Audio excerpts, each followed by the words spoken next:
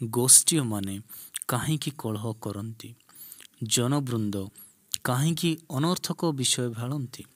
ସଦାପ୍ରଭୁଙ୍କ ବିରୁଦ୍ଧରେ ଓ ତାହାଙ୍କ ଅଭିଷିକ୍ତ ବ୍ୟକ୍ତିଙ୍କ ବିରୁଦ୍ଧରେ ଭୂପତିଗଣ ଠିଆ ହୁଅନ୍ତି ଓ ଶାସନକର୍ତ୍ତୃଗଣ ଏକତ୍ର ମନ୍ତ୍ରଣା କରନ୍ତି।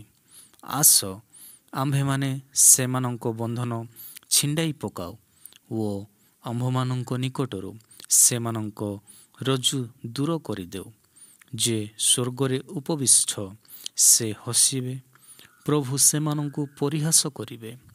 ତହୁଁ ସେ ଆପଣା କୋପରେ ସେମାନଙ୍କୁ କଥା କହିବେ ଓ ଆପଣା ମହାକୋପରେ ସେମାନଙ୍କୁ ବ୍ୟାକୁଳ କରିବେ। ମାତ୍ର ମୁଁ ଆପଣା ରାଜାଙ୍କୁ ଆପଣା ପବିତ୍ର ପର୍ବତ ସିୟନରେ ସ୍ଥାପନ କରିଅଛି। ମୁଁ ସେହି ବିଧାନ ପ୍ରଚାର କରିବି। ସଦାପ୍ରଭୁ ମୋତେ କହିଲେ, ତୁମ୍ଭେ ଆମ୍ଭର ପୁତ୍ର, ଆଜି ଆମ୍ଭେ ତୁମ୍ଭଙ୍କୁ ଜନ୍ମ ଦେଲୁ। ଆମ୍ଭ ନିକଟରେ ମାଗ, ତେବେ ଆମ୍ଭେ ତୁମ୍ଭର ଉତ୍ତରାଧିକାର ନିମନ୍ତେ ଗୋଷ୍ଠୀମାନଙ୍କୁ ଓ ତୁମ୍ଭର ଅଧିକାର ନିମନ୍ତେ ପୃଥିବୀର ପ୍ରାନ୍ତଭାଗ ସବୁ ତୁମ୍ଭକୁ ଦେବା। ତୁମ୍ଭେ ଲୌହଦଣ୍ଡରେ ସେମାନଙ୍କୁ ଭାଙ୍ଗିବ, ତୁମ୍ଭେ କୁମ୍ଭକାରର ପାତ୍ର ପରି ସେମାନଙ୍କୁ ଚୂର୍ଣ୍ଣ କରିବ।